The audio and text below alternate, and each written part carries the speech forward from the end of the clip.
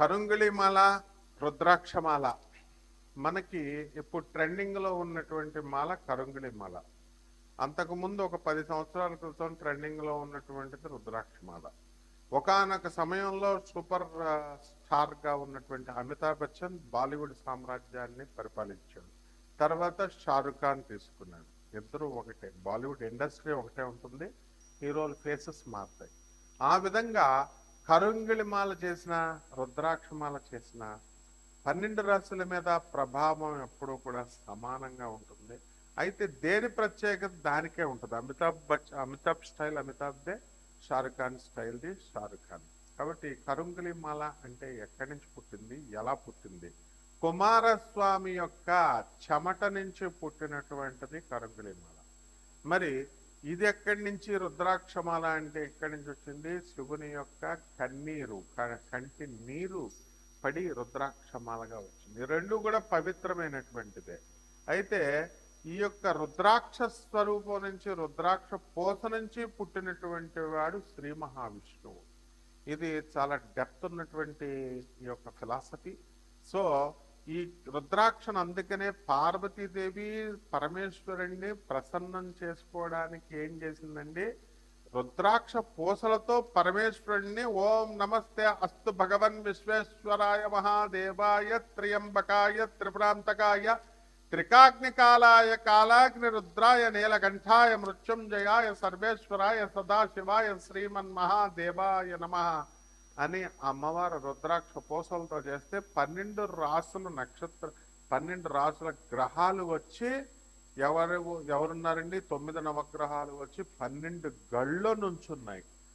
పార్వతీదేవి తన పూజ తాను చేసుకుంటే ఈ నవగ్రహాలు వచ్చి గళ్ళలో కూర్చున్నాయి. అదే రావణ బ్రహ్మ ఏం చేశాడు? 12 నవగ్రహాల్ని బలవంతాన జయించి తీసుకొచ్చి, అరే మీరు ఇక్కడ నుంచోండి అని బలవంతం పెడితే, ఏంట్రా నువ్వు మాకు చెప్పేది అని మండోదరి కడుపుతో ఉండగా ఇంద్రజిత్తు మేఘనాథుడు పుట్టబోతుంటే ఇటువంటి దుష్టుడు వీడు ఉండకూడదు అని చెప్పేసి అమ్మవారు ఆ శనీశ్వరుడు డేర్ చేసి పక్క గడిలోకి వెళ్ళిపోయాడు. దీనికి సహాయం చేసినటువంటి వాడు కుచుడు. కాబట్టి కరుంగిళిమాల వేరే కాదనమాట. సాక్షాత్తు కుమారస్వామి అంటే భూమి పుత్రుడైనటువంటి అంగారక స్వరూపము. భూమి తన కుమారుడు ఎవరండి? కుజుడు. అందుకనే భూమి యొక్క భౌగోళిక పరిస్థితులు ఏ విధంగా ఉంటాయో కుజుడి మీద భౌగోళిక పరిస్థితులు కూడా అలాగే ఉంటాయి. అందువల్లనే మార్స్ మిషన్ చంద్రయాన్ వేసిన తర్వాత సైంటిస్టులు ఏం చేశారు? డైరెక్ట్ మంగళయాన్ వేశారు, బుధయాన్ గురుయాను వేయలేదు. కాబట్టి మనం అతి దగ్గరగా మనకు సహాయం చేసేటటువంటి గ్రహము ఈ యొక్క అంగారకుడు, మంగళుడు అంటామన్నమాట.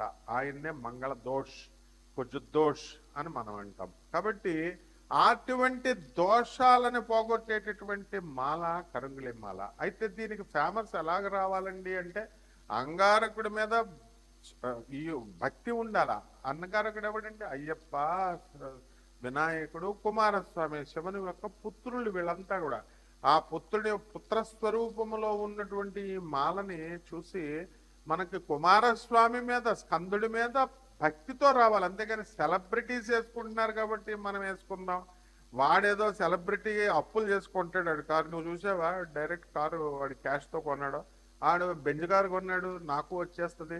వాడు స్థలం కొన్నాడు, వాడు ఏదో కబ్జా చేసి ఏదో లిటిగేషన్లో ఉన్న తక్కువ రేటుకు కొనుక్కుంటున్నాడు. జూనియర్ ఎన్టీఆర్కే మనం ఒకడు అంటగట్టేసాడు వేరే లిటిగేషన్లో ఉన్న ల్యాండ్. నీకు తెలుసా? జూనియర్ ఎన్టీఆర్ మాకు తెలుసు. ఆ విధంగా నాగార్జున గారు ఎన్కన్వెన్షన్ మరి కరుంగిళిమాల వేసుకున్నాడు. ఎన్కన్వెన్షన్ ఎందుకు రేవంత్ రెడ్డి గారు పడగొట్టేశారు? హైడ్రా ఎందుకు పడగొట్టేసింది అంటే నష్టాలు చూడరా, ఓన్లీ ఈ సెలబ్రిటీస్ వేసేసుకున్నారు మాకు వచ్చేది. అంటే కష్టపడి పని చేయకుండా ఏది కూడా రాదు. కరుంగిళిమాల వేసుకున్నా, రుద్రాక్షమాల వేసుకున్నా. అలాగని చెప్పి ఏమంటే మరి మేము వేసుకోకూడదంటే భక్తితో వేసుకోండి. సుబ్రహ్మణ్యేశ్వర స్వామి వారి యొక్క భక్తితో ఆ మాల ఏమి ఇచ్చినా ఏమి ఇవ్వకపోయినా కూడా నాకు ఆ మాల వేసుకుంటే భక్తి జ్ఞాన మోక్ష వైరాగ్యాలను ఇస్తుంది, నాకు బుద్ధి వస్తుంది. ఓం భూర్భువస్వః తత్సవితుర్వరేణ్యం భర్గో దేవస్య ధీమహి ధియో యో నః ప్రచోదయాత్. ఓం సర్వచైతన్య రూపాంతామాధ్యాం విద్యాం చ ధీమహి బుద్ధిం యో నః ప్రచోదయాత్. అంటే నా బుద్ధుల్ని సరైనటువంటి మార్గాల వైపు ప్రేరేపించుగాక అని ఈ యొక్క మాల నిన్ను ప్రేరేపితం చేస్తుంది. నీలో ఉన్నటువంటి 105 మూలకాలని ప్రేరేపితం చేస్తుంది. నీ సెల్స్ ని యాక్టివేట్ చేస్తుంది. నువ్వు అనారోగ్యవంతుడు కాకుండా నిన్ను కాపాడుతుంది. అంటే దీనికి 1000 రూపాయలు పెట్టి కొనాలా ఈ మాలని? 100 రూపాయల. ఇప్పుడు రుద్రాక్ష మాల అంటే ఏంటండి, మనకి ఇక్కడ కుంకుడి గింజలు ఎలా ఉంటాయో నేపాల్లో అలా ప్రతి చెట్టు పండుతుంది.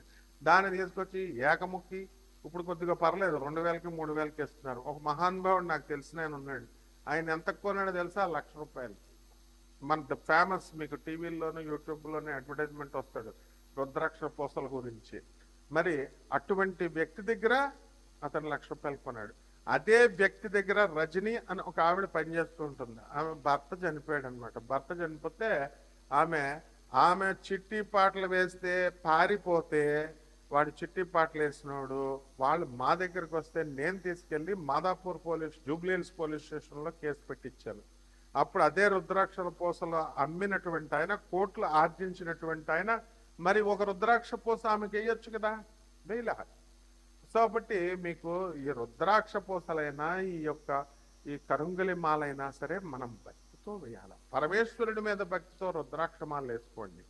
సుబ్రహ్మణ్యేశ్వర స్వామి వారి మీద భక్తితో ఈ కరంగుళి మాల వేసుకోండి. ఈ పెద్ద రేట్లు ఉండవండి, ఒక 100 రూపాయలు ఉంటుంది. కరంగుళి మాల డబ్బులు అనవసరంగా ఖర్చు పెట్టుకోవద్దు. రుద్రాక్ష పూసలు కూడా అది ఏకముఖి అయినా ద్విముఖి అయినా చతుర్ముఖి అయినా ఇవన్నీ కూడా తక్కువ రేట్లే వేసుకోండి. ఇక నియమాలు, మరి భార్యాభర్తలు ఇద్దరు కలవకూడదండి అంటే మీకు మరి కలవకూడదు అన్నప్పుడు మరి మాలలు అనేటటువంటివి ఎందుకు వచ్చినాయండి? రాత్రి నిద్రపోయినప్పుడు తీసి పక్కన పెడతారు, లేకపోతే తాడు తెగిపోద్ది. బంగారంతో వేస్తారు, లేకపోతే వెండి తాడుతో కడతారు, దారంతో కడతారు. కాబట్టి అది మామూలు. దానికోసం బ్రహ్మచర్యం పాటించాలా ఇలాంటి రూల్స్ ఏమి ఉండవు. ఒకానొక సమయంలో ఎవరైతే భర్తలు చచ్చిపోతారో, విడోస్ అవుతారో అటువంటి వాళ్ళకి గుండు గీసేసి తెల్ల జుట్టు వేసి మఠాల్లో ఉంటారు. మా రాజమండ్రి వీరభద్రాపురంలో మఠం ఉంది, స్త్రీల మఠం. పాపం విధవా స్త్రీల మఠం. వాళ్ళకి అందంగా ఉండకూడదు, మళ్ళీ ఇంకోడెవడో లైన్ వేస్తాడని చెప్పి, అంతకు మించి ఇంకోటి ఏమి లేదు. కాబట్టి తెల్లని వస్త్రాలు, గుండు గీసేసి మెడలో రుద్రాక్ష మాలేసేసి నామాలు పెట్టేస్తే ఎవడు చూడ్డని ఇది పెద్దలు అలా నిర్ణయించారు, విధవా స్త్రీ నియమాలని. అంతేకాని మీరు కరుంగుళి మాలేస్తే హంసికాలకు కనబడితే మీకు ఎందుకు లైనారు? కాబట్టి ఏదైనా సరే భార్యాభర్తలు పెళ్లి చేసుకున్నటువంటి వాళ్ళు ఈ యొక్క కరుంగుని మాలను పక్కన పెట్టచ్చు రాత్రులు. అలాగే రుద్రాక్ష మాలని పక్కన పెట్టి చేసుకోవచ్చు. అయినా ఇంకా మీకు పని పడలేదా? రోజును ఈ రొమాన్స్ ఏనా?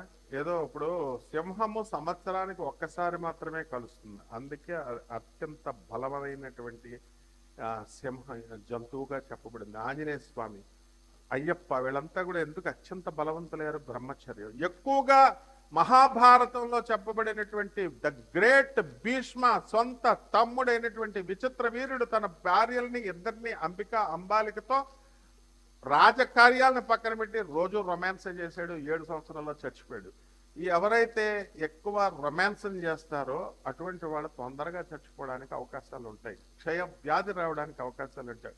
ఒక ప్రబుద్ధుడు అయినటువంటి వాడు ఒకడేం చెప్పాడు? ఎక్కువ కలిస్తే హార్ట్ అటాక్లు రావని చెప్పాడు. అంటే ఈ స్వార్థపూరితమైనటువంటి ప్రపంచం, ఆడవాళ్ళు అమాయకులైనటువంటి ఆడవాళ్ళని, ఇన్నోసెంట్ ఆడవాళ్ళని లోపరుచుకోవడం కోసం ఎక్కువ సెక్స్ చేస్తే, ఎక్కువ సంపర్కం చేస్తే హార్ట్ అటాక్లు రావని చెప్పిన వ్యధవలు వీళ్ళ పండితుల. వీళ్ళు మామూలు వాడెవడో మామూలు వాగుళ్ళు వాగుతారు. కాబట్టి శాస్త్ర ప్రమాణంగా నేను చెప్తున్నాను, విచిత్ర వీరుడు 7 సంవత్సరాలకే చచ్చిపోయాడు. కాబట్టి ఈ బ్రహ్మచర్యం గురించి దీని మీద పెద్ద డిస్కషన్ చేయాల్సినటువంటి అవసరం లేదు. మీకు ఇదేమి మీ వ్రతాలని భంగం చేయదు. కాబట్టి ఇక ఆహార నియమాల్లో ఎప్పుడు కూడా మధ్యాహ్నం ఎంత తినాలి అంటే, ఒక పూట తిన్నవాడు చక్కగా యోగి అవుతాడు. 2 పూటలు అన్నం తినేవాడు భోగి అవుతాడు. 3 పూటలు కనుక అన్నం తింటే రోగి అయిపోవడం గ్యారంటీ మీరు. కాబట్టి ఎప్పుడు కూడా ఈ యొక్క కార్తీక మాసం అవనండి, ఏ మాసం అవనండి, కంపల్సరీ కూడా 3 వంతులు మాత్రమే తినాలా, 1 వంతు ఖాళీగా ఉంచాలా. రాత్రి పడుకున్నప్పుడు అర్ధాకలితో పడుకోమన్నారు, అంటే సగంతో పడుకోమన్నారు. ఈ విధంగా మీరు మీ యొక్క బాడీని రెగ్యులేట్ చేసుకున్నప్పుడే మీరు 100 సంవత్సరాలు బ్రతుకుతారు. అలా కాకుండా ఎవరిష్టం వచ్చినట్టు వాళ్ళు ఆహార నియమాలు లేకుండా బర్గర్లు, పిజ్జాలు, బిర్యానీలు, గిర్యానీలు అని తినేస్తే మీ యొక్క ఆరోగ్యం, ఇమ్యూనిటీ సిస్టమ్ దగ్గరికి సగంలోకి టపీమంటారు. కాబట్టి ఇవన్నీ కూడా దృష్టిలో పెట్టుకొని ఈ కరంగుళి మాల మోక్షాన్ని, జ్ఞానాన్ని, వైరాగ్యాన్ని ఇస్తుంది. ఈ 12 రాశుల మీద ఏ ఏ రాశుల మీద ఎలా ఇస్తుందో నేను చిన్న సంక్షిప్తంగా చెప్తాను. మేషరాశి, ఈ మేషరాశి వారికి అందరికీ కూడా మరి శత్రుక్షయం, శత్రువులు ఉండరు, ఆదాయ వ్యయాలు బ్రహ్మాండంగా ఉంటాయి, ఖర్చు బాగుంటుంది, దూర ప్రయాణాలు చేస్తారు. మరి నెలంతా కూడా మీరు అనుకున్న పనులన్నీ కూడా జరుగుతాయి. కొత్త కొత్త వ్యాపారాలు చేయాలనేటటువంటి ఆలోచనలు, కొత్త కొత్త ప్రయోగాలు ఇవన్నీ కూడా జరుగుతాయి. కాబట్టి ఈ మేషరాశి వారికి గత నెలలో మనం పోల్చుకున్నప్పుడు ఈ నవంబర్ నెలలో పెద్ద మార్పులు ఏమీ లేవు, స్వల్పమైనటువంటి మార్పులు. స్త్రీలతో కాస్త జాగ్రత్తగా ఉండండి, స్త్రీల నుంచి మీకు కాస్త ఇబ్బందులు అనేటటువంటివి ఉంటాయి. ఇటువంటి వాళ్ళు మరి మీరంతా కూడా కరుంగిలి మాలని మీరు తూర్పు దిక్కుగా నుంచుని వేసుకుని మీరు కనుక అది ధరించినట్లయితే, ఆ ధరించే ముందు సుబ్రహ్మణ్యేశ్వర స్వామి వారి దగ్గర పెట్టి ఆ మాలని చక్కగా ఎర్రని ఈ యొక్క కుంకుమతో మీరు అర్చన చేసుకోవడం, దానిపైన అలాగే గంధం వేయడం, అక్షతలు వేయడం, ఈ విధంగా ఎర్రని పుష్పాలు పెట్టి ఆ కరంగుళి మాలను పూజ చేసుకొని ఓం శరవణ భవ అనేటటువంటి మంత్రం జపించి ఆ మాలను మీరు ధరించండి. బ్రహ్మాండంగా మీ యొక్క సకల కష్టాలు తీరిపోయి మంచి శుభాలు మీకు జరుగుతాయి. ఇంకా మంచిగా ఈ నెల ముందుకు వెళ్తారు. శుభమస్తు.